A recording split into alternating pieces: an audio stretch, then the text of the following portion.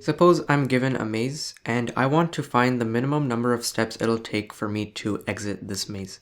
So basically I start at this S block and I want to find the minimum number of steps it's going to take to reach this E block. Now, how can we go about solving this? Well, we know just from looking at this that we would want to go from here to here and then up this way. And then we proceed in this, and then we do this, and then we go all the way here, and then we end by just going up here. So let's just count how many blocks that is. So we have this one, so that's 1, 2, 3, 4, 5, 6, 7, 8, 9, 10, 11, 12, 13, 14, 15, 16, 17, 18, 19, 20, 21. So it's going to take 21 steps to exit this maze, and that's going to be our minimum. In fact, there's really no other optimal way of solving this. So how can we go about solving this? Well, we're going to use what is known as a breadth-first search. So there are two main different types of searching algorithms that you apply to graphs. So in a graph, you generally maybe want to find a path from one place to another. Now, this maze right here represents a graph because every node that we have here is going to be one of these characters. And these characters are all connected to adjacent characters. So each character has 4 neighbors, except for the characters that are on the corners or on the edges. Those only have a smaller number of neighbors. So with the breadth-first search, we basically start at our starting node, so that'll be right here, and we keep expanding as much as possible in every direction. And the key thing to note here is that rather than expanding in a single direction, like checking every single path, we check multiple paths at once, and the path that gets us the closest distance to the ending point is going to be the path that we use. So let's just model out a breadth-first search here. So we start by going in this direction because we can, and then we go in this direction because we can also do that. After this, we can go in this direction or we can go in this direction. So now we're at a distance of 2 blocks away from the start. And then we can go in this direction and this direction, and then this direction and this direction. And now we have 2 choices over here. We can go here or we can go here. So both are going to be 5 blocks away. And with the other side, we can only go this way. Now consider this block right here. We can see that there's no path that I can take after going in this direction, because I've already visited every other path behind it, and I'm just surrounded by walls. So in this case, I'm just going to stop going in this path. So I ignore whatever path I took to reach this location. But the rest of them I can keep going. So I can go up this way, or I can go up this way. And then I can go this way, or this way. And then here I can go up. And then we're going to keep going, so on and so forth. So we'll go up, and I'm just going to keep drawing arrows. And not necessarily in the order that they will be added, but notice here that these two are eventually going to hit the same point. So this is going to be a stopping point for this particular traversal. And then on the other end, we're going to see that eventually we go this way, and then we go down. And then we see that we can't go any further, so we stop here. But then meanwhile, we've also gone this way, and we've gone this way. And so we keep expanding. And we keep going. And at some point in each of these, we're going to notice that we cannot go any further.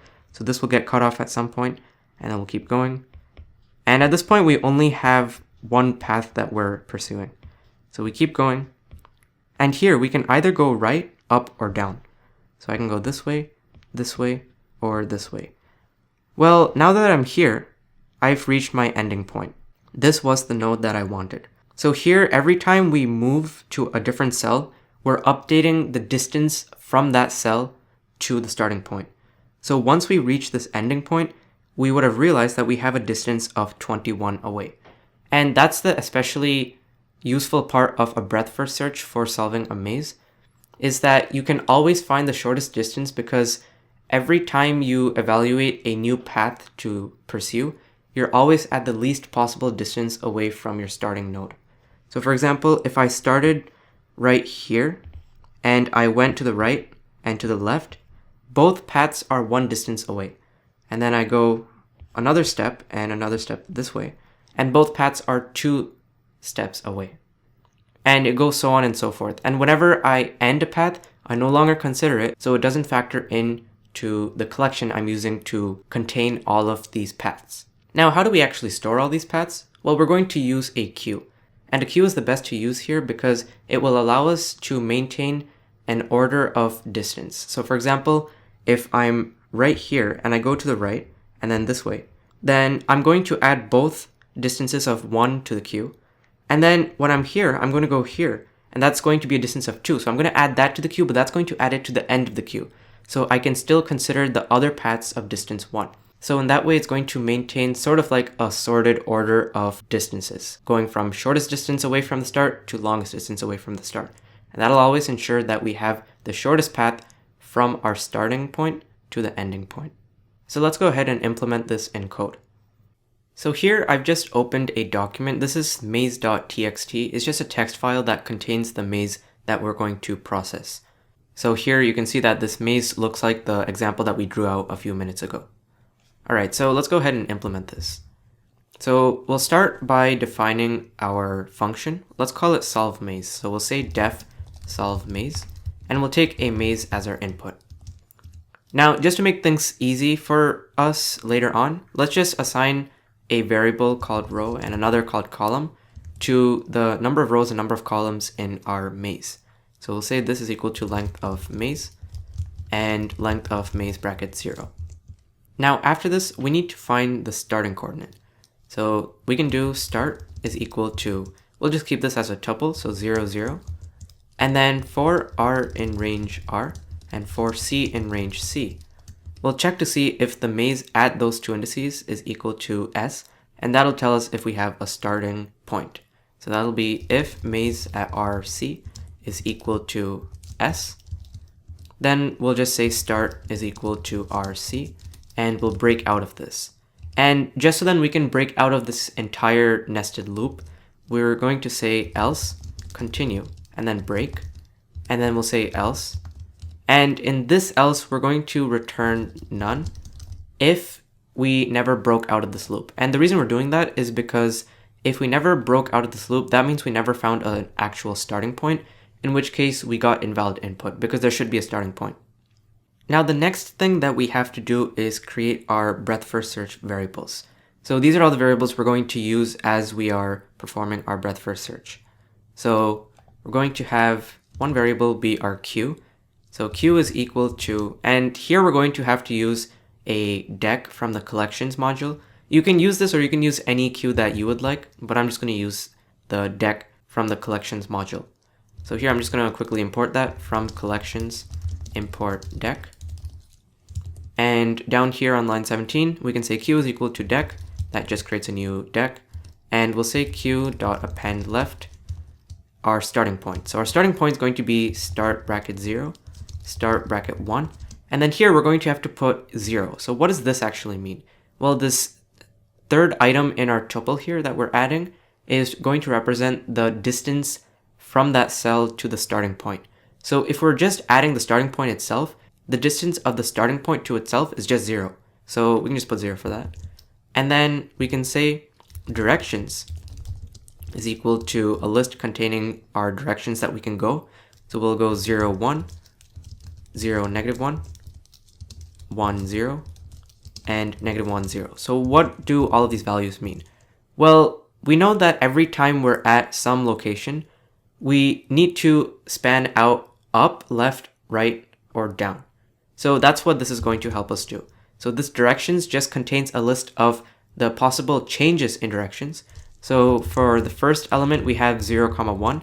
That means we are going to the right. And then we have 0, negative 1. That means we're going to the left. And then we have 1, 0. That means we're going down. And we have negative 1, 0. That means we're going up. So now that we have all these directions, the last thing we need before we start our breadth first search is to maintain a visited two-dimensional array.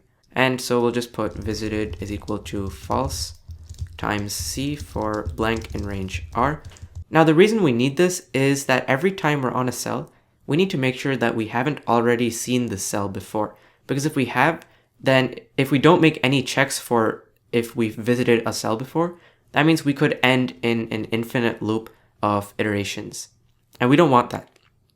So here we're just going to create an identically sized two-dimensional array where every item starts out as false. And if we've visited that cell, then we're going to make it true. Now we can move on to our breadth first search. So we'll say while the length of Q is not equal to 0. Now, the reason we're saying while length of Q is not equal to 0 is because if we still have a path that we can pursue, then we want to pursue it. But if we no longer have any paths, then that means that we didn't end up finding our ending point, in which case we had an illegitimate maze. Inside our while loop, we're going to start by saying chord is equal to q.pop. So we're just popping the topmost element from our queue because that's going to be a coordinate that has the next shortest distance away from our starting point that we've actually measured. So here we can say visited chord 0, chord 1 is equal to true. That just lets us know that we've visited that point. Now there's two more things that we have to do. So the first thing is that we have to check if we're at an endpoint. So we can say if maze at chord 0 and chord 1 is equal to E. That means we're at an endpoint, so we can just return chord 2. Now chord 2 is going to keep track of the steps or the distance away from the starting point. Now the second thing we have to do is to go in all possible directions. And so we'll say for dir in directions. And we want to first check if the direction we're going in is valid. So we'll say nr_nc is equal to chord 0 plus dir 0 and chord 1 plus dir 1. nr and nc just represent the new row and column that we're going to be at. And we want to actually check if nr and nc are valid. So we'll say if nr is less than 0 or nr is greater than or equal to r. So both of these check to see if we have a valid row. And then we want to check for a valid column. So or nc is less than 0 or nc is greater than or equal to c. Or, and now we have to check to see if we're trying to go in a direction where the cell is occupied by a wall. And if it has a wall, then we can't actually go in that direction. So we'll say or maze nr_nc is equal to hashtag, because that's what we're going to use to identify walls. And then the last thing we have to check for is if we've already visited the cell, because if we have, then we don't want to visit it again. So or visited nr_nc. Now after this long condition, if any of these are true, that means we don't want to visit that cell. So we'll just say continue. Otherwise, we can just visit that cell. So to visit that cell, we're going to append it to our queue. And we're going to append it to the end of the queue. So we'll say queue.append left. And then we'll add our tuple. So nr, nc, and chord at 2. And then we're going to say plus 1 because we want the distance to be 1 away from the cell that we were currently at. So that's going to update it plus 1. And that's all we have to do here. So let's go ahead and test this code. Just because we've stored our data in a separate file, we're going to have to do some file reading. Now, if you stored your data within the Python file itself, then you can just test it however you need to. But we're just going to read from the maze.txt file. So if you recall, this is what it looked like. We had every character next to each other and we had 8 rows here. So let's go back here and we can say with open maze.txt as f, and that's going to be our file. Let's say maze is equal to an empty array.